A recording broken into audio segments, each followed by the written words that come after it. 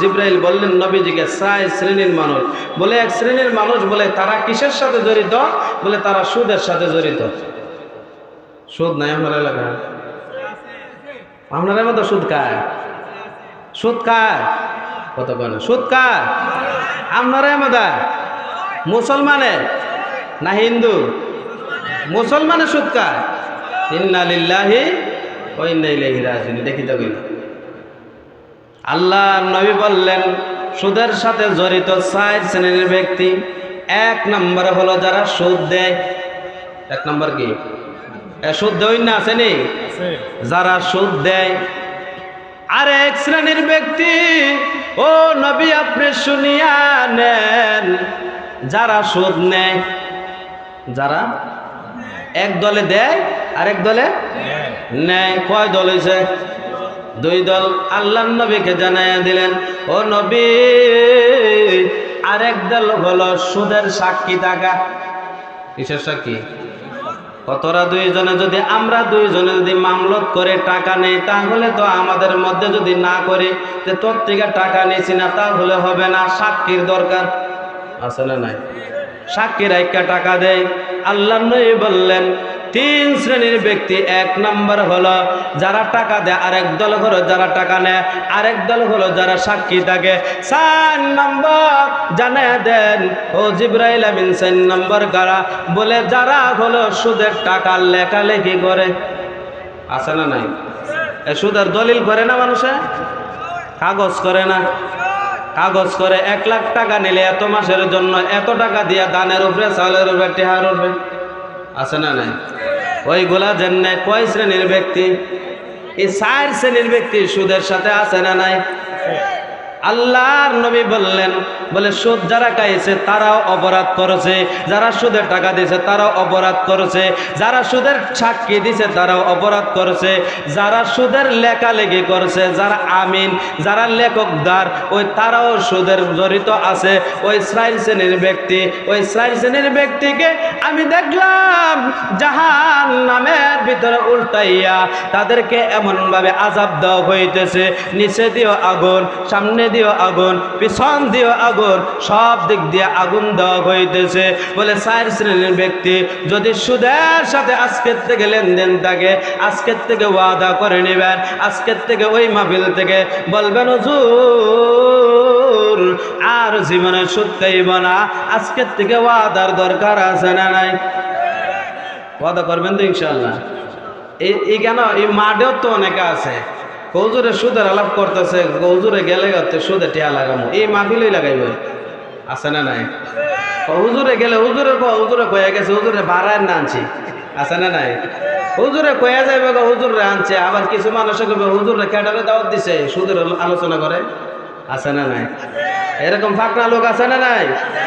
তাহলে তারা বোঝা গেল তারা দেশের শত্রু, সমাজের শত্রু, তারা ওই রাষ্ট্রের শত্রু। কারণ হলো তারা মুসলমান নামদারি লাগাইছে কিন্তু সুদের উপরে টেহা লাগা। আছে না নাই? ওইগুলার থেকে যদি বাঁচতে চান তাহলে সুদের লেনদেন বন্ধ করতে হবে, আর হাওলাত দেওয়া, কর্জা দেওয়া চালু করতে হবে। বলে হুজুর হাওলাত টেহা দিলে তো পাওয়া যায় না, জুতার স্যান্ডেলের বাগল গোল সব জায়গা, কিন্তু টেহা পাওয়া যায় না। ঠিক কিনা? স্যান্ডেল কয় জোড়া দেন চিরন লাগে, যদি কর্জা দেন, হাওলাত দেন, যদি মানুষের ধার দেন, তাহলে আপনার জুতা থাকতো না, কিন্তু টেহা তো পাইতো না, জুতাও থাকতো না। আছে না নাই? হ্যাঁ, এই কারণেই কিন্তু মানুষ কর্জ দেয় না, ধার দেয় না। টাকা মানুষকে বিপদে বললেও নাই, কিন্তু সুদের উপরে গইলে বেড়া তাড়াতাড়ি দিয়ালা। আছে না নাই? তুই জানো স্যার, আমি জানি, আমি দেন সুদ খাই না, কারণ হইলে আমি এলাকার সর্দার। আছে না নাই? আমরা 2 জনে জানি, আর কেউ জানে না। আল্লাহর নবী বললেন তাদেরকে জাহান্নামে সবথেকে নিকৃষ্ট আযাব দেওয়া হইতেছে যারা কামাই রোজগার করে না, কিন্তু ঘুরে ঘুরে খায় সুদের উপরে টেহা দিয়ে।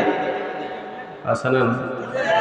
ঘুরে আর খায়। মানুষের দিকে কেউ, তুমি তো সারা বছর কোনো কাজ কাম করো না, আমরা দেখি তুমি খালি পকেটের মধ্যে হাত দিয়া আর সুসা লাগাইয়া হাঁটো, তুমি কেমনে কি করো?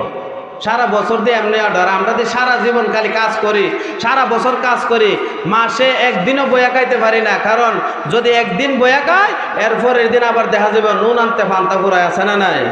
কিন্তু তুমি যদি সারা বছর ঘুরে ফিরে খাও, তুমি কেমনে খাও? কোয়েন না আমার একটা ব্যবসা আছে। কি কয়? আছে না নাই? আমার একটা ব্যবসা আছে। হুজুর রে কয়, হুজুর আমার একটা ব্যবসা আছে, আপনি কি করবেন? বলে আমার ব্যবসাটার লেগে দোয়া করেন। কি কয়? আমার ব্যবসাটার লেগে? হুজুরে কয়, চাচা কি এর ব্যবসা এটা? কেডা কয়? বুঝেন না আমার কথা? হুজুরে কি কয়? আপনারা এমনিতে কন মিয়া সাহেব, আপনার মধ্যে কিতাব হইন, মিয়া সাহেব হইন, আবার হুজুরও হইন, ঠিক না? কয়েন মিয়া সাহেব যে আমার দোকানের লাগে, আমার ব্যবসার লাগে দোয়া করো। তখন হুজুরে বলতেছে, আপনার কি ব্যবসা কইবেন না? তো ছোট্টখাটো একটা ব্যবসা দিয়া চলি। কি দিয়া? ছোট্টখাটো একটা ব্যবসা দিয়া চলি। তখন বলতেছে যে ছোট্টখাটো ব্যবসা, চাচা যদি নাম না করেন তাহলে তার নাম লইয়া দোয়া করুন যে আমার চাচার বাঁশের ব্যবসা, আমার চাচার দোকানের ব্যবসা, বিভিন্ন ধরনের দোকান আছে না, আমি নাম লইয়া দোয়া করলে মনে করেন তাড়াতাড়ি কাজ হইব। তাড়াতাড়ি কি হবে? কাজ হবে।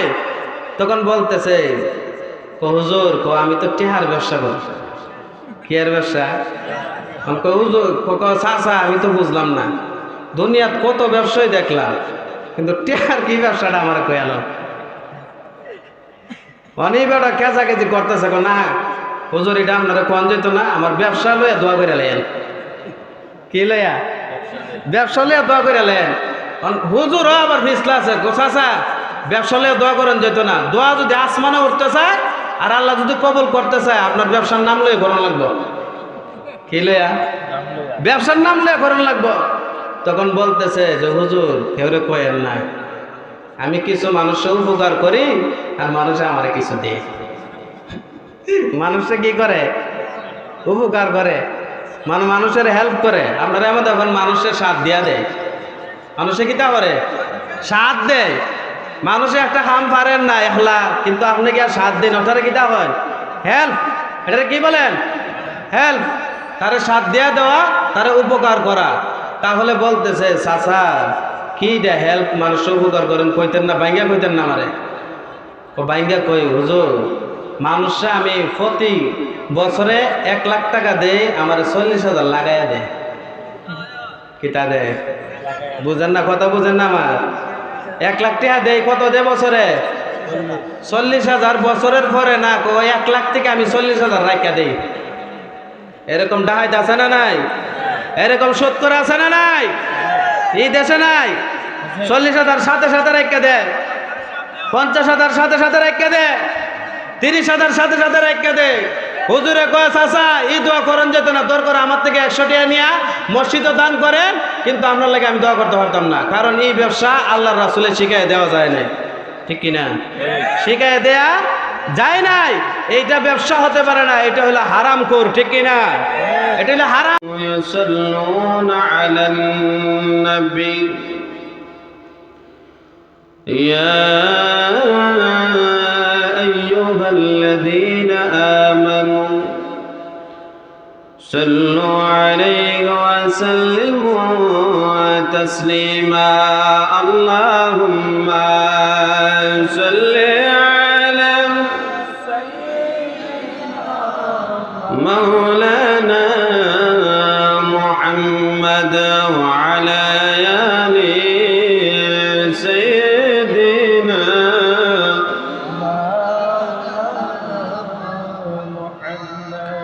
এমন দেশে যাবি রে মা,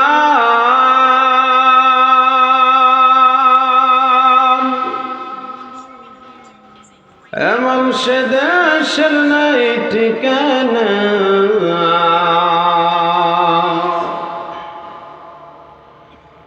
এমন ঘরে শুইবি রে মন, যে ঘরের নাই বিছানা। আল্লাহুম্মা সাইয়্যিদিনা মাওলানা মুহাম্মাদ ওয়া আলা আলি মাওলানা মুহাম্মদ। জোরে সোরে পড়েন দরুদ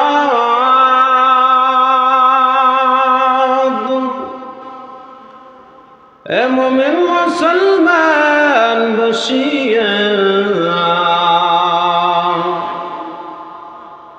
আমাদের দরদ শুনেন নবীজি রওজা পাকে শিয়া আল্লাহুম্মা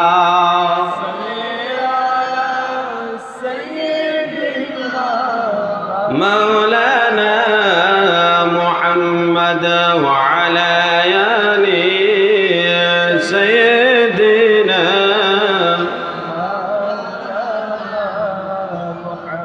لا إله لا إله لا إله لا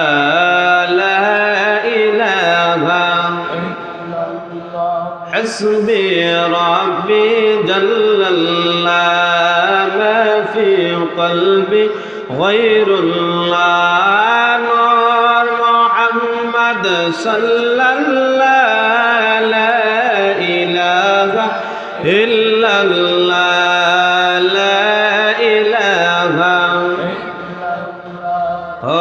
لا إله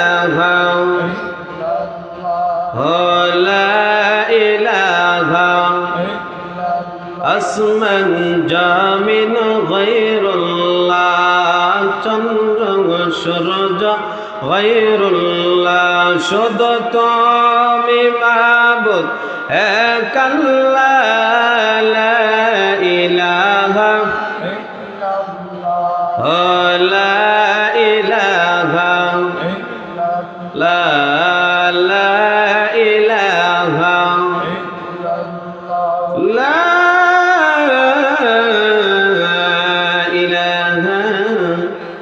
ইল্লাল্লাহু মুহাম্মাদুর রাসূলুল্লাহ সাল্লাল্লাহু আলাইহি ওয়াসাল্লাম বালাগাল উলা বিকামালিহি কাশাফাত দুজা বিজামালিহি হাসানাত জামিউ খিসালিহি সাল্লু আলাইহি ওয়া আলিহি সাল্লিমু ইয়া কওম صلوا على صدر اليمين مصطفى ما جاء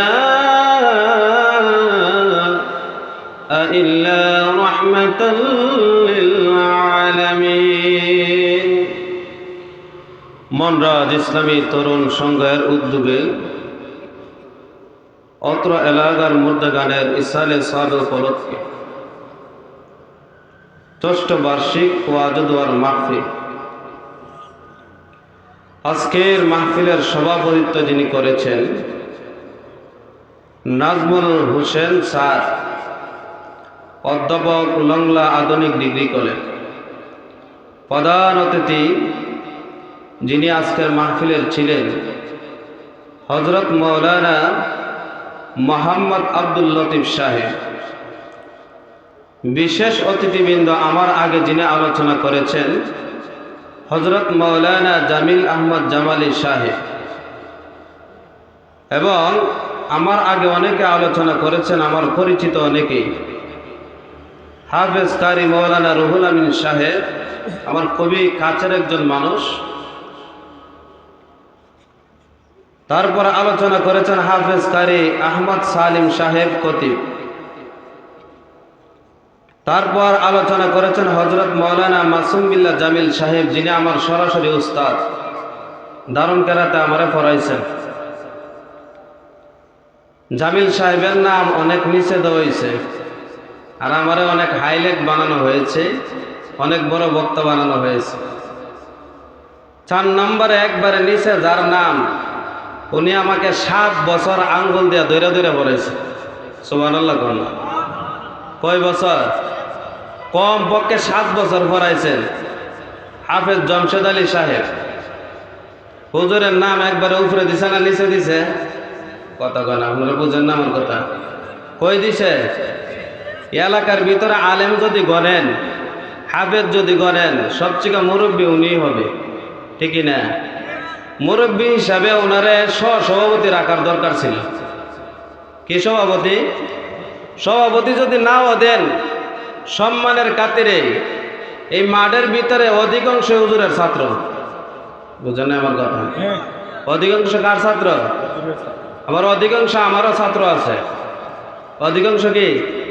আমারও ছাত্র আছে। যে আমার পাশে বসে রয়েছে সংগঠনের মনে হয় সভাপতি, আমার ছোট ভাই সোহেল। এক মাদ্রাসায় আমরা পড়ালেখা করছি একসাথে, হেফজখানা সবক হলো ইসলাম মনে একসাথে, হেফজখানা হেফজ সবক লইছি একসাথে। আল্লাহ পাক কারে কোন সময় কোন জায়গায় নিয়ে যায় বলা যায়। অনেকে আছে গিয়া দেখবেন ছোটছটি বেছে, আবার অনেকে আছে দেশে দেশে ঘুরে, আছে না নাই? তাহলে এইটা কার খেলা? আল্লাহ। তারপরে ওই যে মাঠের মধ্যে বসে আছেন আমাদের রুকন ভাই, ওনারা মসজিদে আমি কমপক্ষে মনে হয় 5 বছর ছিলাম। কয় বছর? কমে 5 বছর। সবথেকে বেশি চলাফেরা রুকন ভাইয়ের সাথে আমার হয়েছে। ওনার ভাই বকুল ভাই যিনি ছিলেন, কে ছিলেন? বকুল ভাই আমার সাথে একবারে বন্ধুত্বর সাথে চলাফেরা করত। আমার জামা উনি পরতো, ওনার জামা আমি পরতাম, এমন বন্ধুত্ব ছিল। দুনিয়াতে নাই, আল্লাহ যেন খবরটাকে জান্নাতের বাগান বানায় দেয়, সকলে বলে আমিন। তাহলে আমরা এই মাঠে ময়দানে যারা আছি অধিকাংশই আমার পরিচিত। অধিকাংশ কি? আমার পরিচিত। সংগঠনের অনেকে আছেন আমার পরিচিত। আল্লাহ যেন সকলের মেহনতকে কবুল করেন, সকলে বলে আমিন। তো আমরা সরাসরি কোরআনের আয়াতের মধ্যে চলে যাই। আল্লাহ রাব্বুল আলামিন কোরআনুল কারীমের 41 নম্বর সূরা সূরাতুল হামিম সাজদা, এই সূরার দুইটি নাম রয়েছে, একটা হলো হামিম সাজদা আর একটা হলো সূরাতুল ফুসসিলাত। যারা কোরআনুল কারীম পড়ছে তারা বুঝতে পারবে দুইটা সূরার নাম কেন দেওয়া হয়েছে। যারা মৌলানা তারা বুঝতে পারবে। আমি সূরাতুল ফুসসিলাতের 30 নম্বর আয়াত তেলাওয়াত করেছি। আল্লাহ নবীর অসংখ্য হাদিস থেকে একটি হাদিসের টুকরা তেলাওয়াত করেছি। আল্লাহ যেন আমাকে এবং আপনাকে, আপনাদের সবাইকে যেন আমল করার তৌফিক দান করেন, সকলে বলে আমিন। আল্লাহ রাব্বুল আলামিন এই আয়াতের মধ্যে কি জানাইতে চান আমরা সবাই জানার চেষ্টা করব, বোঝার চেষ্টা করব। আমরা অধিকাংশ মানুষ কেন হেদায়েত হই না বলে মনোযোগ সহকারে শুনি না, তার জন্য হেদায়েত হইতেছি না। আল্লাহ রাব্বুল আলামিন জানিয়ে দেন সূরাতুল বাকারার একবারে শেষের আয়াতের একটি অংশ, ওয়াকালু সামি'না ওয়া আতা'না গুফরানাকা রাব্বানা ওয়া ইলাইকাল মাসির।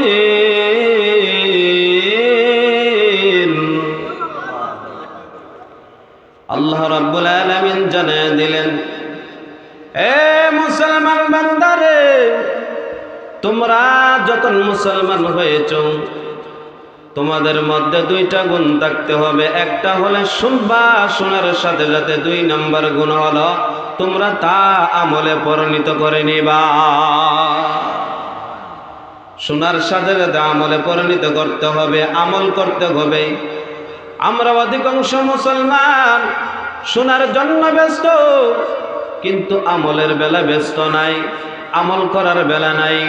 আমল করার সময় আমাদেরকে পাওয়া যায় না, কিন্তু দেখা যায় শোনার বেলা শুনতে পারি, আমরা শ্রবণ করতে পারি, কিন্তু আমলের বেলা নাই। কেন? বলে যতটুক আমরা শুনি ততটুকুই আমাদের জন্য কল্যাণকর হয়ে যায়, কিন্তু শোনার পরে যখন আমরা এই মাহফিল থেকে বাহির হয়ে যাব তখন আমাদেরকে শয়তানি ওয়াসওয়াসা দেয়। কিসে ওয়াসওয়াসা দেয়? শয়তানি ওয়াসওয়াসা দেয়। কারণ হলো এই প্যান্ডেলের ভিতরে যারা বেশিরভাগ, আমি অনেক জায়গার মধ্যে গেছি, অনেক জায়গার মধ্যে এখনো যাই, আমাকে বলে হুজুর, গত কয়েকদিন আগে এক জায়গায় আসছিলাম, আমাকে বলতেছে হুজুর যারা ওয়াজ করাইতেছে এরা অধিকাংশ নামাজ পড়ে না। আছে না নাই? সংগঠনের লোক ওয়াজ ওয়াজ করায় কিন্তু নামাজ পড়ে না। বিভিন্ন জায়গার মধ্যে দেখছি যুব সংগঠন, বিভিন্ন ধরনের সংগঠন। আমাকে অনেকে কানে কানে গিয়া বলে, হুজুর তারা মাহফিল দেয়, বড় বড় লক্ষ লক্ষ টাকা খরচ করে মাহফিল দেয়, কিন্তু তাদের অধিকাংশ নামাজ পড়ে না। আমি বলি নামাজ পড়ে না কারণ হলো তারা ওয়াজ করায়, ওয়াজ শুনে নামাজ পড়ার জন্য না, তারা একমাত্র ইবলিসকে খুশি করার জন্য। যদি আল্লাহকে খুশি করার জন্য হয়ে যাইত, আল্লাহকে রাজি করার জন্য হয়ে যাইত, তারা 5 ওয়াক্ত নিয়মিত মুসল্লি হইত, 5 ওয়াক্ত মসজিদে গিয়া বসে সালাত আদায় করত। ঠিক কিনা? আদায় করে না কেন? বলে আল্লাহকে কোনো ভয় করে না। আল্লাহ রাব্বুল আলামিন সূরাতুল হামিম সেজদার 30 নম্বর আয়াতের মধ্যে জানিয়ে দিলেন, ইন্নাল্লাযীনা ক্বালু রাব্বুনাল্লাহ।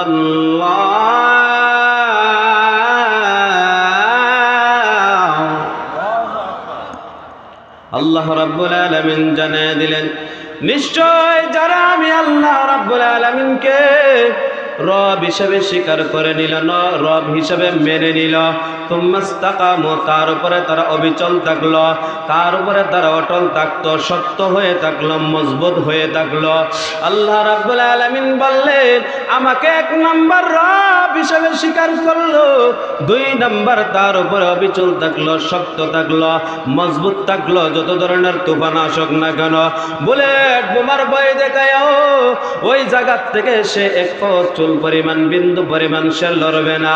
আল্লাহ রাব্বুল আলামিন জানিয়ে দিলেন, আমি রব হিসেবে যদি সে মেনে নেয়, 2 নম্বরে যদি অবিচল থাকে, শক্ত থাকে, মজবুত থাকে, কুঠির মতো দাঁড়ায় থাকে অবিচল থাকা অবস্থায়, তাহলে কি লাভ হবে? আল্লাহ রাব্বুল আলামিন জানিয়ে দিলেন, তাতানাজ্জালু আলাইহিমুল মালাইকা, তাহলে তার মৃত্যুর সময় একদল ফেরেশতা আসবে। কয় দল? একদল ফেরেশতা আসবে, একদল ফেরেশতা নাজিল হবে। তারপরে ওই ফেরেশতা কানে কানে বলবে, আল্লাহ তাখাফু ওয়া লা তাহজানু ওয়া আবশিরু বিল জান্নাতিল্লাতী কুনতুম তুআদুন।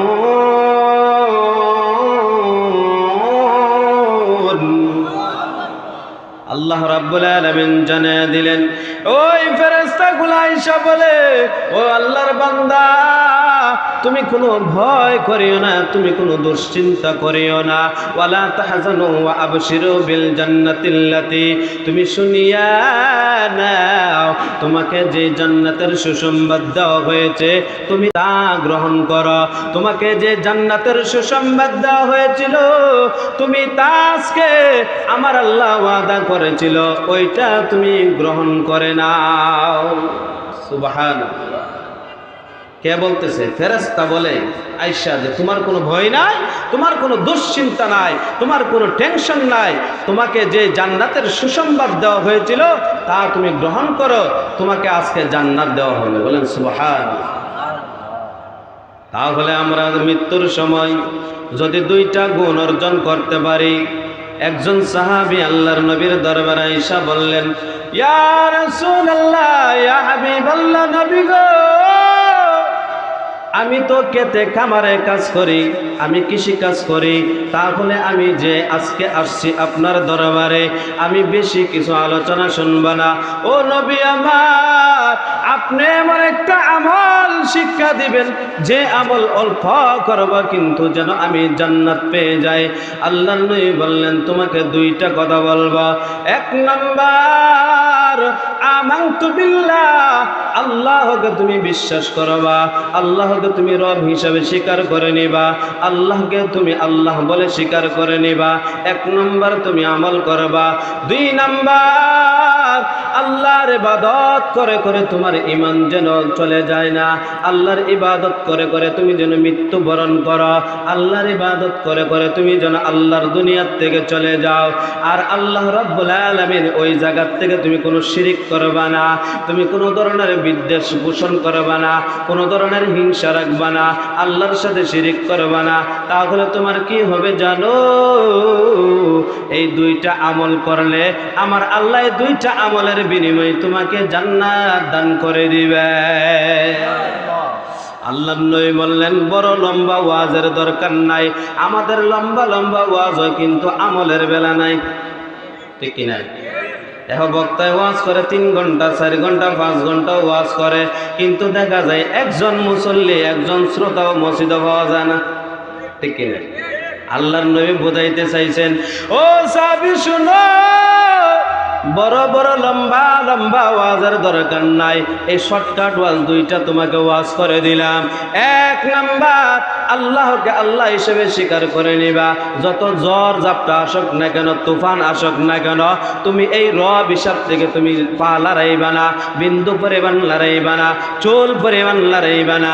না লড়াইলে কি হবে জানো নি? আমার আল্লাহ মৃত্যুর সাথে সাথে ফেরেশতা পাঠাইয়া তোমার কানে কানে বলবে, কোনো ভয় করিও না, কোনো দুশ্চিন্তা করিও না। আমার আল্লাহ যে জান্নাতের প্রতিশ্রুতি দিয়েছিল, যে জান্নাতের সুসংবাদ দিয়েছিল, ওই জান্নাতের সুসংবাদ তুমি গ্রহণ করে নাও। শুধু তাই নয়, হযরত আলী রাদিয়াল্লাহু তাআলা আনহু থেকে বর্ণিত, হযরত উমর রাদিয়াল্লাহু তাআলা আনহু একদিন মরুভূমির দিকে চলে যায়।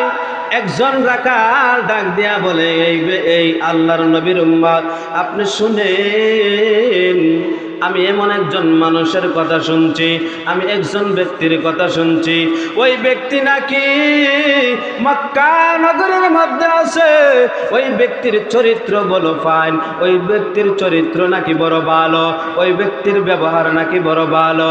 বলতেছে, হ্যাঁ ঠিক আছে, তোমার কথা সব ঠিক আছে। বললেন, আমি 3টা শর্ত দিব। যদি 3টা শর্ত ওই মহামানব হযরত মুহাম্মদুর রাসূলুল্লাহ সাল্লাল্লাহু আলাইহি ওয়াসাল্লাম যদি 3টা প্রশ্নের উত্তর আমার দিতে পারে, 3টা প্রশ্নের উত্তর যদি দিতে পারে, আমি ওই মানুষের হাতে হাত রেখা, ওই নবীর হাতে হাত রেখা, ওই মহামানবের হাতে হাত রেখা আমি কালেমা পড়ে মুসলমান হয়ে যাব। কয়টা প্রশ্ন? কথা কয় না, কয়টা? 3টা প্রশ্ন করা হবে। হযরত ওমর বললেন, ওরা কাল চলো নবীর দরবারে তোমাকে নিয়ে যাব।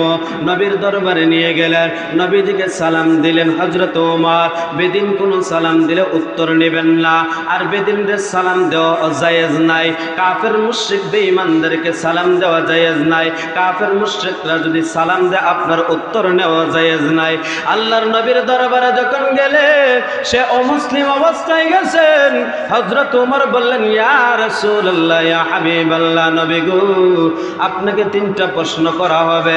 ওই ব্যক্তি আপনাকে 3টা প্রশ্ন করবে, আপনি নবী যদি উত্তর দিতে পারেন গো, সে নাকি কালেমা পড়ে মুসলমান হয়ে যাবে। ওই কাফের মুশরিক বেঈমানরা ডাক দিয়া বললেন, যাও যাও আমার নবীকে 3টা প্রশ্ন করো। 3টা প্রশ্ন করলেন। 1 নাম্বার প্রশ্ন হলো, ও নবী আমার, আমি যারা কাল, আমি কাফের, এমন কোনো গুনাহ নাই আমার দ্বারা হই নাই। আমার দ্বারা জিনা হয়েছে, আমার দ্বারা ব্যভিচার হয়েছে, আমার দ্বারা পরের জুলুম, আমি পরের অংশ দ্বারা আমি জুলুম করে নিয়ে গেছি, পরের টাকা পয়সা আমি জুলুম করে নিয়ে গেছি, আমার দ্বারা চুরি হয়েছে, আমার দ্বারা ডাকাতি হয়েছে, আমার দ্বারা এমন কোনো দুনিয়ার জমিনের কোনো অপরাধ নাই যা আমার দ্বারা হই নাই। আল্লাহর নবীকে বললেন, ইয়া রাসূলুল্লাহ, আমার সকল গুনাহ কি মাফ হবে? আল্লাহর নবী জানায়া দেন, ও কাফের মুশরিক বেঈমান, আপনি শুনেন, আপনি যখন আপনার জবান দ্বারা বলবেন লা ইলাহা ইল্লাল্লাহু মুহাম্মাদুর রাসূলুল্লাহ সাল্লাল্লাহু আলাইহি ওয়াসাল্লাম, আল্লাহর নবী বললেন, ও বেদিন ভাই আপনি শুনেন, আপনি যখন কালেমা পড়বেন সাথে সাথে আপনার জীবনের গুনাহ আমার আল্লাহ মাফ করে দিবে। আতিনা ফি দার দুনিয়া না হাসান, আতিনা ফি দার উকবানা হাসান, ইয়া গিয়াসাল মুস্তাগীসিন আহদিনা লাফতিখারু বিল উলুমি ওয়াল গিনা قادر رقداري بركمان آتنا في دار دنيانا حسن قادر قد رقداري بركمان أنت ربي أنت حسبي ذو الجلال তুহি কাদার জলিলুল্লাহ জাহাদার বাঘর গালে তুহি মেরা নগাদার। আল্লাহু আকবার বলে। আল্লাহর নবী বললেন, ও বেদিন ভাই আপনি যখন বলবেন লা ইলাহা ইল্লাল্লাহ মুহাম্মাদুর রাসূলুল্লাহ, দুনিয়ার জমিনে যদি শিরকের গুনাহ করে থাকেন, মুশরিক যদি হয়ে থাকেন, বেদিন হয়ে যদি হয়ে থাকেন, জিনার গুনাহ যদি হয়ে থাকে, সুদের গুনাহ যদি হয়ে থাকে, বিভিন্ন ধরনের যত ধরনের গুনাহ আছে সব যদিও করে থাকেন, আপনি লা ইলাহা ইল্লাল্লাহ বলার সাথে সাথে আপনার পিছনের গুনাহগুলো আমার আল্লাহ মাফ করে দিবেন। ওই ব্যক্তির 2 নম্বর প্রশ্ন, ইয়া রাসূলুল্লাহ ইয়া হাবিবাল্লাহ নবী গো, 2 নম্বর প্রশ্ন হলো আমি হলাম সবচেয়ে কালো, মক্কার ভিতরে আমার মতো আর কালো ব্যক্তি আর দুনিয়ার জমিনে মনে হয় আর নাই। ও নবী আমি কি জান্নাতে কি যাব? জান্নাতে যাওয়ার পরে আমার চেহারা কেমন হবে গো? আল্লাহর নবী জানিয়ে দিলেন, আপনি যখন কালেমা পড়বেন, আপনি যদি কালেমা পড়ে মুসলমান হইয়া এখন যদি মৃত্যুবরণ করেন গো, সাথে সাথে মৃত্যুর সাথে সাথে আমার আল্লাহ জান্নাত দিয়ে দিবে। আর জান্নাতে যাওয়ার পরে তোমার কালো কালার আর থাকবে না, তুমি আর কালো থাকবে না। আল্লাহর নবী জানিয়ে দিলেন, তোমাকে ইউসুফ আলাইহিস সালাতু ওয়াস সালামের মতো সুন্দর বানিয়ে দিবে। কার মতো? ইউসুফ নবীর মতো সৌন্দর্য বানিয়ে দিবেন। আল্লাহর নবী বললেন, আমি মেরাজে যখন গেলাম, আমি যখন আমার ভাই ইউসুফের দিকে তাকাইলাম, তাকায় দেখলাম মনে হয় যেন পৃথিবীর অর্ধেক সৌন্দর্য আমার ভাই ইউসুফরে দিয়া দিছে। দিছেন কে? দেওয়ার মালিক কে? আল্লাহ। ওই কালো ব্যক্তি ডাক দিয়া বলতেছে, ইয়া রাসূলুল্লাহ ইয়া হাবিবাল্লাহ নবী গো, 2টা কথা আমি আপনার কাছে প্রশ্ন করার পর উত্তর পেয়েছি। 3 নম্বর প্রশ্ন হলো, আমি যে সারাদিন ছাগল চড়াই, দুম্বা চড়াই মাঠের মধ্যে, আমি যে ছাগলের গন্ধ করে আমার শরীরের মধ্যে, দুম্বার গন্ধ করে আমার বেড়ার গন্ধ করে শরীরের মধ্যে, ও নবী আমার কি গন্ধটা জান্নাতের ভিতরে থাকবে? আল্লাহর নবী জানিয়ে দিলেন, ও সাহাবী তুমি তো এখন কালেমা পড়ে মুসলমান হয়ে গেছ, আমার হাতে হাত রেখে তুমি মুসলমান হয়ে যাইবা। তাহলে তুমি শোনো, তুমি যখন জান্নাতে প্রবেশ করবে, করার সাথে সাথে তোমার শরীরে মেশকে আম্বরের ঘ্রাণ বাহির হবে। কিসের ঘ্রাণ?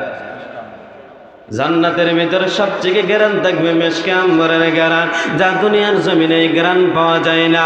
জান্নাত ছাড়া এই ঘ্রাণ পাওয়া সম্ভব নয়। আল্লাহর নবী বললেন, ইয়া রাসূলুল্লাহ ইয়া হাবিবাল্লাহ নবী গো, আপনার হাতে হাত নাই গা, আমি আজকে কালেমা পড়ে মুসলমান হয়ে গেলাম। আল্লাহর নবী বললেন, তুমি জান্নাতি দলের সঙ্গী হয়ে গেলা। কিসের সঙ্গী? জান্নাতি দলের সঙ্গী। তাহলে আমরা জান্নাতে যাইতে চাই তো ইনশাআল্লাহ। বলে জান্নাতে কেমন হবে? বলে জান্নাতটা কেমন হবে একটু জানার দরকার আছে না নাই? মানে সবাই কোন আছে না নাই? আমরা যে যে জান্নাতের মধ্যে যাব, অনেকে আছে জান্নাত চায় কিন্তু ইবাদত করতে চায় না, ঠিক না? যারা ইবাদত করে না, যারা নামাজ পড়ে না, রমজান মাসে রোজা রাখে না, হজ আসলে হজ করে না, যাকাত দেওয়ার সময় যাকাত দেয় না, যেমন ভাবে তারা আশা করে যে আমি মরার পরে জান্নাত পাইব, ঠিক তেমনি ভাবে একদল মানুষ যে বিয়া না কইরা সন্তান পাওয়ার আশা করে, ঠিক না? বুঝেন না আমার কথা? বিয়া না করে যারা সন্তান পাওয়ার আশা করে, তাদের মধ্যে আর ইবাদত করে না, নামাজ পড়ে না, রোজা রাখে না, হজ করে না, যাকাত দেয় না, তাদের মধ্যে তারাও চিন্তা করে আমি জান্নাত পাবো, তাদের মধ্যে আর তাদের মধ্যে কোনো পার্থক্য নাই, ঠিক না? বিয়া ছাড়া কি আপনার বাচ্চা কাচ্চা হইব? হইলে কি এটা হালাল জাদা হইব না হারাম জাদা হইব? আপনারা কর না, হারাম জাদা হবে। আল্লাহর নবী জানিয়ে দিলেন, ও সাহাবীরা শুনিয়া নাও, জান্নাতটা কেমন হবে জানো নি? বলে জান্নাতটা এমন হবে, জান্নাতের ভিতরে যখন ঢুকবো আমরা, ঢোকার সাথে সাথে একটা মাহফিল হইব, একটা মাহফিল হবে। মাহফিলের সভাপতি হইল আল্লাহ রাব্বুল আলামিন। সভাপতিকে সুবহানাল্লাহ বলেন। সভাপতি হলো রব্বুল আলামিন, প্রধান অতিথি হলেন আমার নবী মুহাম্মদুর রাসূলুল্লাহ সাল্লাল্লাহু আলাইহি ওয়াসাল্লাম। বক্তা হইবেন হযরতে দাউদ আলাইহিস সালাতু ওয়াস সালাম। কে হবে? দাউদ নবী। তিনজন। কয়জন? আল্লাহ রাব্বুল আলামিন বললেন, ও নবী তাদেরকে জানিয়ে দেন জান্নাতের ভিতরে মাহফিলটা কেমন হবে। বলে মাহফিলটা এমন হবে, আল্লাহ রাব্বুল আলামিন যখন আল্লাহ রাব্বুল আলামিন জান্নাতের ভিতরে মাহফিল হবে, মাহফিলের স্টেজের মধ্যে কত সুন্দর একটা চেয়ার থাকবে, কত সুন্দর একটা সিংহাসন থাকবে। ওই সিংহাসনের ভিতরে আমার আল্লাহ বসবে। আল্লাহ ডাক দেয়া বলবেন, হাবিব আমার, আপনি আমার কাছে চেয়ারের মধ্যে বসেন। দাউদ নবীকে বলবে, দাউদ নবী আপনি আমার কাছে বসেন। দুইজন দুই সাইডে বসবে, আর জান্নাতের ভিতরে মাহফিল শুরু হবে। সর্বপ্রথম শুরু করবেন দাউদ নবী। কোন নবী? দাউদ নবীকে ডাক দিয়া বলবে, ও দাউদ নবী শুনিয়া নেন। জান্নাতীদেরকে আগে বলবে, জান্নাতীরা তোমরা কে তেলাওয়াত শুনতে যাও। বলে আল্লাহ আপনি যদি তেলাওয়াত শুনান আর শুনতে আমরা তো রাজি আছি। তখন তারা বলবে আল্লাহ তেলাওয়াত শুনান। আল্লাহ রাব্বুল আলামিন ডাক দিয়া বলবে, দাউদ তোমার কিতাব তুমি তেলাওয়াত করো। তখন দাউদ নবী তেলাওয়াত করা শুরু করবে, আর জান্নাতীরা বলবে ওই তেলাওয়াত শোনার পরে হাজার হাজার বছর কেটে যাবে, তারা বলতেও পারবে না। সুবহানাল্লাহ। দুনিয়ার তেলাওয়াত শোনার পরে দেখবেন মানুষের যারা ঈমানদার তাদের অন্তরে ভূমিকম্প শুরু হয়ে যায়, ঠিক না?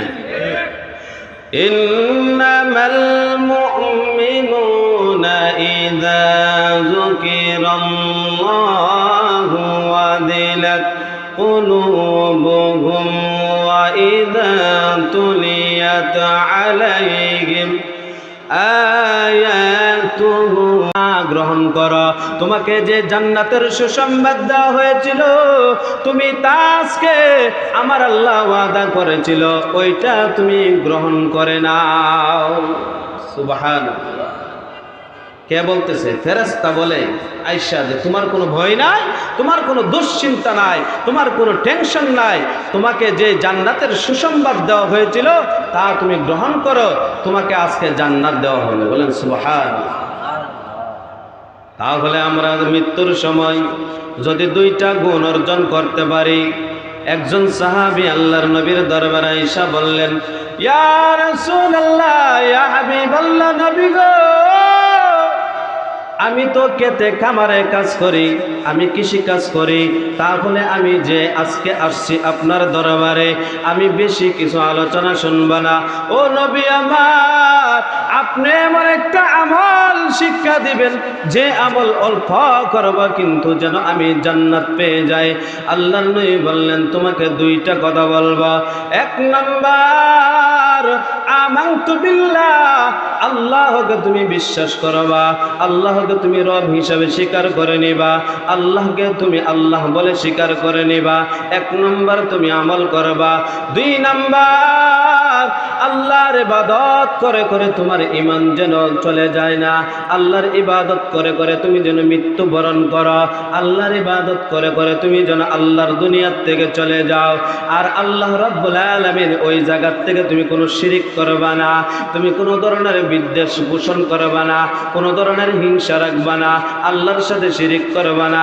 তাহলে তোমার কি হবে জানো? এই 2টা আমল করলে আমার আল্লাহ এই 2টা আমলের বিনিময়ে তোমাকে জান্নাত দান করে দিবে। আল্লাহ নবী বললেন বড় লম্বা ওয়াজের দরকার নাই, আমাদের লম্বা লম্বা ওয়াজ হয় কিন্তু আমলের বেলা নাই, ঠিক কি নাই? এখন বক্তায় ওয়াজ করে 3 ঘন্টা 4 ঘন্টা 5 ঘন্টা ওয়াজ করে, কিন্তু দেখা যায় একজন মুসল্লি একজন শ্রোতাও মসজিদে পাওয়া যায় না, ঠিক কি নাই? আল্লাহর নবী বোঝাইতে চাইছেন, ও সাহাবী শুনো, বড় বড় লম্বা লম্বা ওয়াজের দরকার নাই, এই শর্টকাট ওয়াজ 2টা তোমাকে ওয়াজ করে দিলাম। 1 নাম্বার আল্লাহকে আল্লাহ হিসেবে স্বীকার করে নিবা। যত ঝড় ঝাপটা আসুক না কেন, তুফান আসুক না কেন, তুমি এই রব হিসাব থেকে তুমি পা লড়াইবা না, বিন্দু পরিমাণ লড়াইবা না, চুল পরিমাণ লড়াইবা না। না লড়াইলে কি হবে জানো নি? আমার আল্লাহ মৃত্যুর সাথে সাথে ফেরেশতা পাঠাইয়া তোমার কানে কানে বলবে, কোনো ভয় করিও না, কোনো দুশ্চিন্তা করিও না। আমার আল্লাহ যে জান্নাতের প্রতিশ্রুতি দিয়েছিল, যে জান্নাতের সুসংবাদ দিয়েছিল, ওই জান্নাতের সুসংবাদ তুমি গ্রহণ করে নাও। শুধু তাই নয়, হযরত আলী রাদিয়াল্লাহু তাআলা আনহু থেকে বর্ণিত, হযরত উমর রাদিয়াল্লাহু তাআলা আনহু একদিন মরুভূমির দিকে চলে যায়। একজন রাখাল ডাক দিয়া বলে, এই আল্লাহর নবীর উম্মত, আপনি শুনেন, আমি এমন একজন মানুষের কথা শুনছি, আমি একজন ব্যক্তির কথা শুনছি, ওই ব্যক্তি নাকি মক্কা নগরের মধ্যে আছে, ওই ব্যক্তির চরিত্র বড় ফাইন, ওই ব্যক্তির চরিত্র নাকি বড় ভালো, ওই ব্যক্তির ব্যবহার নাকি বড় ভালো। বলতেছে, হ্যাঁ ঠিক আছে, তোমার কথা সব ঠিক আছে। বললেন, আমি 3টা শর্ত দিব। যদি 3টা শর্ত ওই মহামানব হযরত মুহাম্মদুর রাসূলুল্লাহ সাল্লাল্লাহু আলাইহি ওয়াসাল্লাম যদি 3টা প্রশ্নের উত্তর আমার দিতে পারে, 3টা প্রশ্নের উত্তর যদি দিতে পারে, আমি ওই মানুষের হাতে হাত রেখা, ওই নবীর হাতে হাত রেখা, ওই মহামানবের হাতে হাত রেখা আমি কালেমা পড়ে মুসলমান হয়ে যাব। কয়টা প্রশ্ন? কথা কয় না, কয়টা? 3টা প্রশ্ন করা হবে। হযরত ওমর বললেন, ওরা কাল চলো নবীর দরবারে তোমাকে নিয়ে যাব। নবীর দরবারে নিয়ে গেলেন, নবীজিকে সালাম দিলেন। হযরত ওমর বেদিন কোনো সালাম দিলে উত্তর নেবেন না, আর বেদিনদের সালাম দেওয়া জায়েজ নাই। কাফের মুশরিক বেঈমানদেরকে সালাম দেওয়া জায়েজ নাই। কাফের মুশরিকরা যদি সালাম দেয় আপনার উত্তর নেওয়া জায়েজ নাই। আল্লাহর নবীর দরবারে যখন গেলে সে অমুসলিম অবস্থায় গেছেন। হযরত ওমর বললেন, ইয়া রাসূলুল্লাহ, ইয়া হাবিবাল্লাহ, নবী গো, আপনাকে 3টা প্রশ্ন করা হবে। ওই ব্যক্তি আপনাকে 3টা প্রশ্ন করবে, আপনি নবী যদি উত্তর দিতে পারেন গো, সে নাকি কালেমা পড়ে মুসলমান হয়ে যাবে। ওই কাফের মুশরিক বেঈমানরা ডাক দিয়া বললেন, যাও যাও আমার নবীকে 3টা প্রশ্ন করো। 3টা প্রশ্ন করলেন। 1 নাম্বার প্রশ্ন হলো, ও নবী আমার, আমি যারা কাল, আমি কাফের, এমন কোনো গুনাহ নাই আমার দ্বারা হই নাই।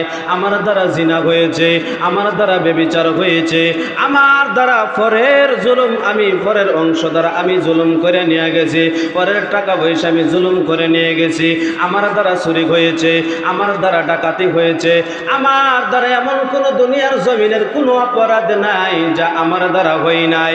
আল্লাহর নবীকে বললেন, ইয়া রাসূলুল্লাহ, আমার সকল সকল গুনাহ কি মাফ হবে।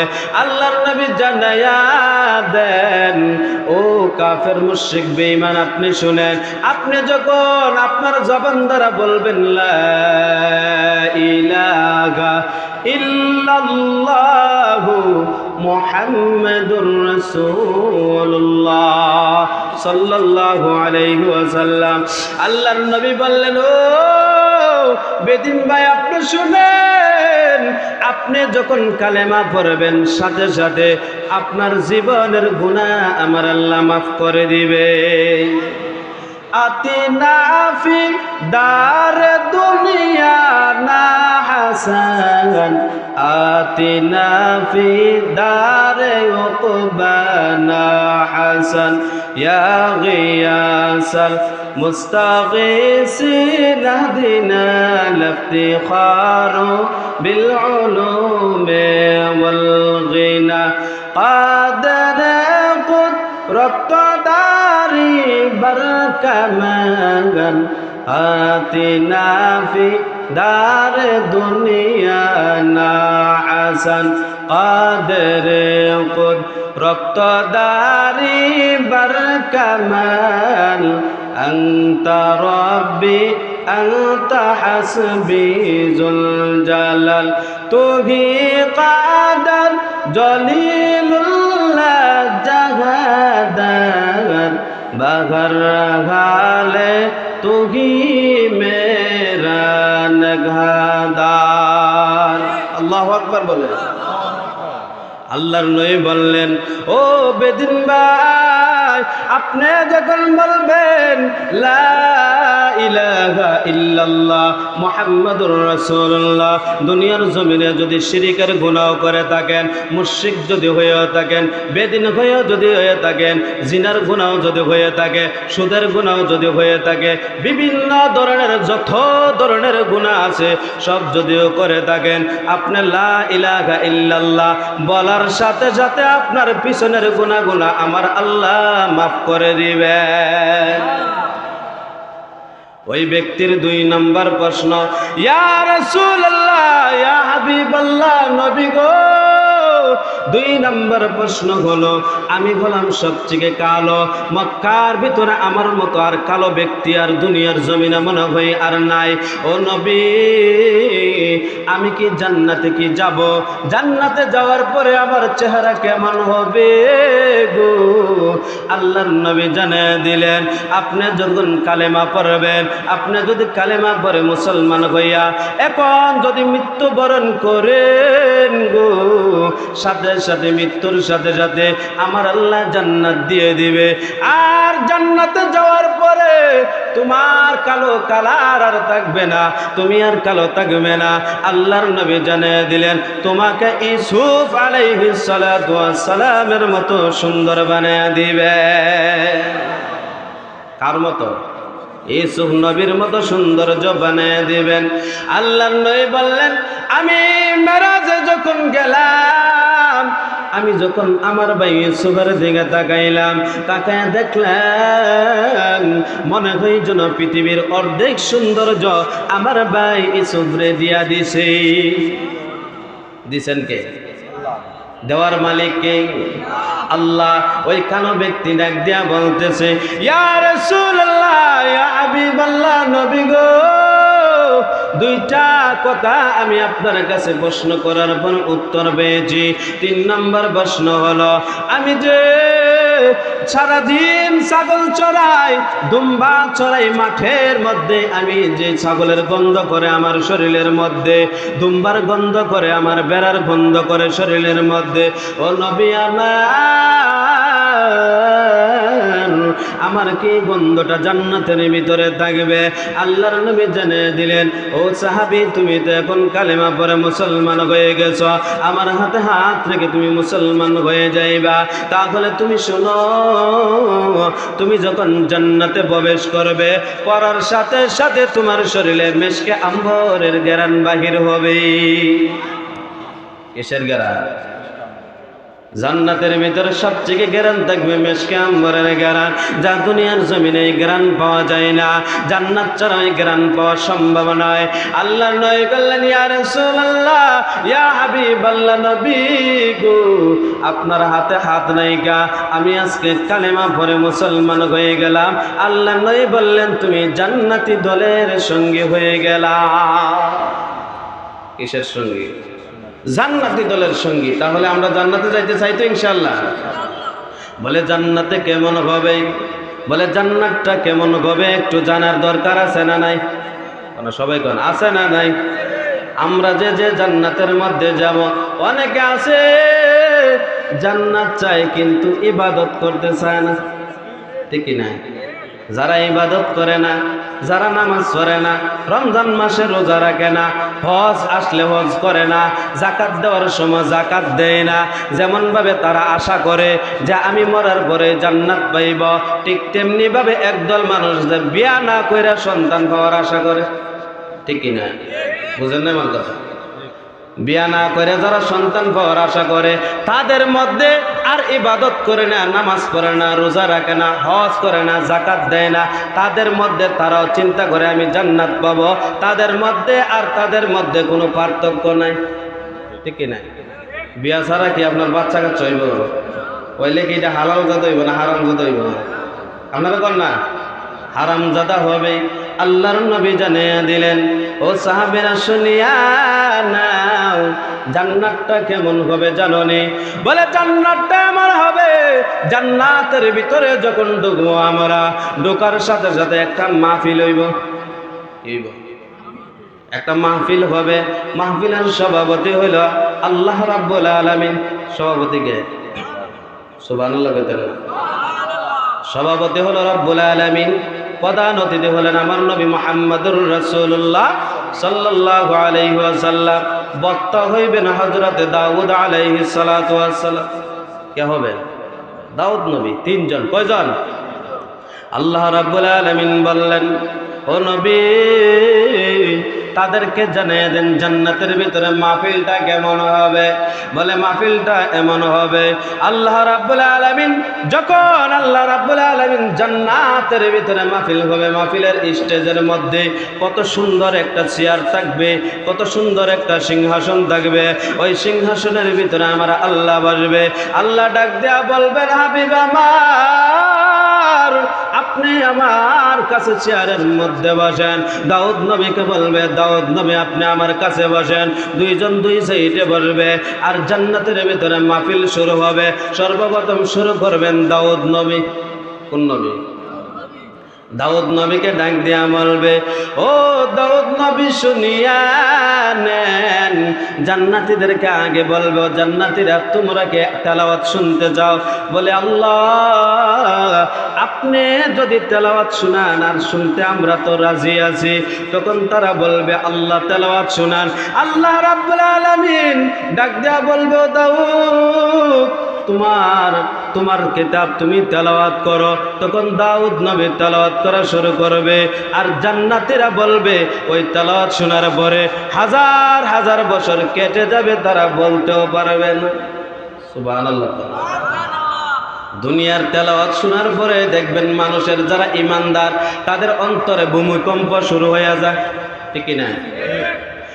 ইন্নামাল মুমিনুনা ইযা যুকিরাল্লাহু ওয়াজিলাত কুলুবুহুম ওয়া ইযা তুলিয়াত আলাইহিম আয়াত। মনে চাইছে সেই প্লেটগুলো খাইতাম। আল্লাহ রাব্বুল আলামিন বললেন, জান্নাতীরা জবান দিয়া বলতে হবে না, তারা শুধু মন দিয়া কল্পনা করলেই তাদের মুখের সামনে এসে যাবে। আল্লাহ রাব্বুল আলামিন অর্ডার দিবে, ফেরেশতারা গিয়া বলো সে যেন মুখের মধ্যে প্লেটটা দেয়। প্লেটটা যখন তার মুখের মধ্যে দিবে, টিস্যুর মতো তার পেটের মধ্যে চলে যাবে। সুবহানাল্লাহ। এইগুলা হলো জান্নাতের নিয়ামত। আল্লাহ রাব্বুল আলামিন নবীকে জানিয়ে দিলেন। আল্লাহর নবী সাহাবীদেরকে বলতেছেন, সাহাবীরা শুনিয়া নাও, ওই পাখিগুলা যখন খাইবে, খাওয়ার সাথে সাথে কিছু হাড় আছে না নাই? হাড্ডি আছে না নাই? পাখির মধ্যে হাড্ডি নাই? গরুর মধ্যে নাই, ছাগলের মধ্যে নাই, মহিষের মধ্যে নাই, প্রত্যেকটা জিনিসের মধ্যে হাড্ডি আছে। যদিও ছোট কাটা না থাকে কিন্তু বড় হইলেও একটা কাটা থাকে, ঠিকই না? ফাঙ্কাসে দেখবেন লাইট গেলে ফাঙ্কাস মাছ দিয়ে ভাত খাওয়ান যায়, ঠিকই না? কারণ হইলে এটা বড় একটা কাটা আছে। কি আছে? বড় একটা কাটা আছে। কিন্তু আল্লাহ রাব্বুল আলামিন বললেন যে জান্নাতের মধ্যে যখন যাবে পাখির বোনাগুলা খাবে, আর ওই কাঁটাগুলা যখন হাড্ডিগুলা যখন রাখবে ওই হাড্ডিকে জান্নাতীদেরকে বলবে তোমরা ওই হাড্ডিগুলা উড়াইয়া ছাড়ো, দেখবা ফাঁকি আবার হয়ে যাবে। সুবহানাল্লাহ। কি হয়ে যাবে?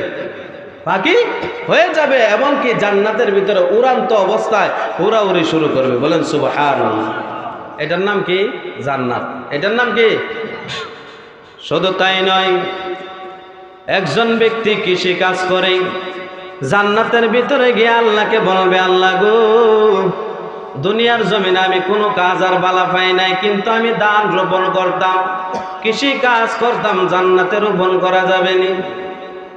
আল্লাহ রাব্বুল আলামিন ডাক দিয়া বলবেন, এ জান্নাতীরা, জান্নাতের ভিতরে ধান রোপণ করতে পারবা? কেমন ধান জানো নি? আপনারা এদিকে বলে আলি, কি বলে? আলি কন্যা, জালারে আলি কন্যা। ওই আলিগুলা একদিক দিয়া লাগাইতে থাকবে, জালাগুলা একদিক দিয়া লাগাইতে থাকবে। আল্লাহ নবী বললেন, ওই জান্নাতি লোকটা যখন আলি লাগাইতে থাকবে, জালা লাগাইতে থাকবে, একদিক দিয়া লাগাইতে লাগাইতে যাবে, অপর দিক দিয়া ধান লাল হইয়া যাবে। সুবহানাল্লাহ। তারপরে বলবে, জান্নাতি তোমার মনের ইচ্ছা পূরণ হয়েছে নি? আল্লাহকে ডাক দেয়া বলবে, আল্লাহ আমার ইচ্ছা পূরণ হয়েছে। দুনিয়াতে জমিন করলে তো পানি দেওয়ান লাগে। কি দেওয়া লাগে? পানি দেওয়া লাগে না? ইচ্ছাও পানি দেওয়া লাগে, মেশিন দেওয়া হইলেও পানি দেওয়া লাগে। আল্লাহ বলবেন, এটা তো আর এই জায়গার মধ্যে হবে না, ওইটা তুমি ধান রোপণ করো, তোমার ইচ্ছা হয়েছে, কিন্তু একদিক দিয়া লাগাইয়া যাও, আরেক দিক দিয়া ধান কাটার জন্য উপযোগী হয়ে যাবে। আরেক বান্দা বলবে, আল্লাহ আমাকে তো জাহান্নামে দিবেন গো, আমি শুধু এক নজর জান্নাতের বারিন্দাটা দেখতে চাই। কোন জায়গা? জান্নাতের বারান্দা দেখতে চাইতেছে। কোন জায়গা? জান্নাতের বারান্দা দেখতে চাইতেছে।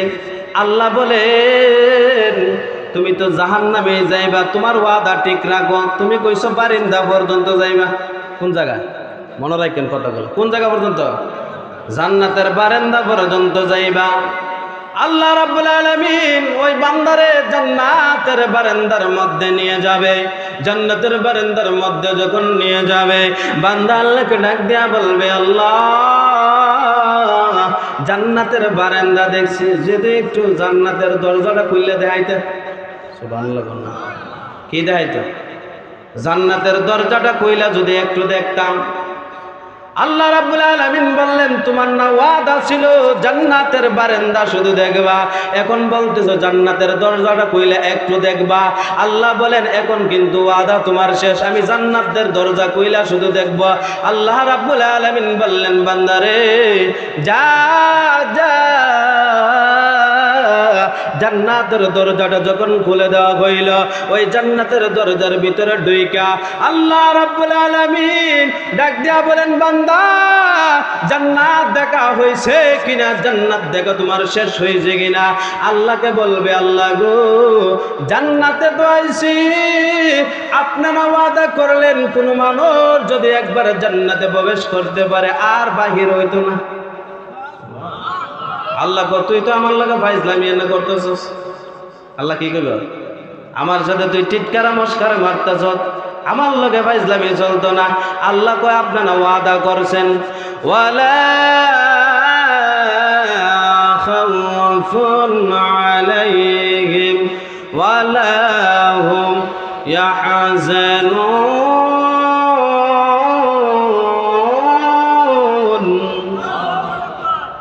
আল্লাহ গো, হুম ফিহা খালিদুন। আপনারা বললেন জান্নাতের ভিতরে যারা প্রবেশ করবে রে, তারা চিরস্থায়ী জান্নাতের ভিতরে বসবাস করবে। আল্লাহ বলবেন, বান্দারে আমারে তো সুযোগে বেঁচে ফেলাই দিছ। কিসের মধ্যে? সুযোগে বেচের মধ্যে বালাই দিছ আর আমার জান্নাত পর্যন্ত নিয়ে আস। তোর বুদ্ধি ছিল তুই জান্নাতের মধ্যে থাকবে, তাহলে আমি আল্লাহকে যদি বলতে দুনিয়াতে একটা সন্তানের জন্য মায়ের যত ভালোবাসা, তুমি কি জানো রে আমি আল্লাহ বান্দার জন্য এর চেয়ে হাজার হাজার গুণ দয়াবান। সুবহানাল্লাহ কইতেন না? আল্লাহ রাব্বুল আলামিন ওই বান্দাকে জান্নাতের ভিতরে দিয়া দিবে। আল্লাহর সাথে কিছু কিছু মানুষ আছে দেখবেন, যদি সম্পর্ক ভালো থাকে তাহলে ডং করলে একটা কিল দিয়া লাইলেও কিছু সমস্যা নাই, ঠিক না? যদি বন্ধুত্ব থাকে, ভালোবাসা যদি থাকে, একটা মাইরা দিলে শক্ত করে লাগে গেলে আরে এটা ভালো লাগছে, ঠিক না? আর যদি বেমিল থাকে, একজনের সাথে একজন বেমিল থাকে, মন মালিন্য যদি হয়ে যায়, তাহলে দেখবেন একটা কথাও সহ্য করতে পারে না, ঠিক না? এমন কিছু বান্দা থাকবে যারা আল্লাহর সাথে সম্পর্ক থাকবে, আল্লাহর সাথে বন্ধুত্ব থাকবে, আল্লাহ রাব্বুল আলামিনের সাথে ডং করবে, ফুটকারি করবে, তামাশা করবে। আল্লাহ বলবেন বান্দারে তোরে দুনিয়ার জমিনে বলছিলাম যা করতে সব করছ, আমি আল্লাহ ওয়াদা দিলাম তোরে আমি জান্নাত দিয়ে দিলাম রে। জান্নাতের ভিতরে যা কিছু আছে সব কিছু তোমরা ভোগ বিলাস করো। শুধু তাই নয়, জান্নাতের ভিতরে জান্নাতে একজন পুরুষে শুধু জান্নাতে 72টা উর দেওয়া হইব। সুবহানাল্লাহ কইতেন না? দুনিয়াতে একজন বড়ই ফালতে কষ্ট হয়, ঠিক না? কাপড় চাপড় দিয়া, টাকা পয়সা দিয়া, বাপের বাড়িতে পাঠানো, মার্কেট করা বহুত কষ্ট হইয়া যায়, ঠিক না? আর 72টা হুর থাকবে, কারণ দুনিয়ার জমিনে বউয়ের চাহিদা একরকম, জান্নাতের ভিতরে যে বউগুলা দেওয়া হবে, যে হুরগুলা দেওয়া হবে, তাদের চাহিদা অন্যরকম। দুনিয়ার বউয়ের দেখবেন বেশিরভাগ দেখবেন, আমাদের গাওয়ালি ভাষা বলা হয়, গ্রামের ভাষা বলা হয় সর্দিও আছে না? নাই সর্দি বুঝেন না আপনারা?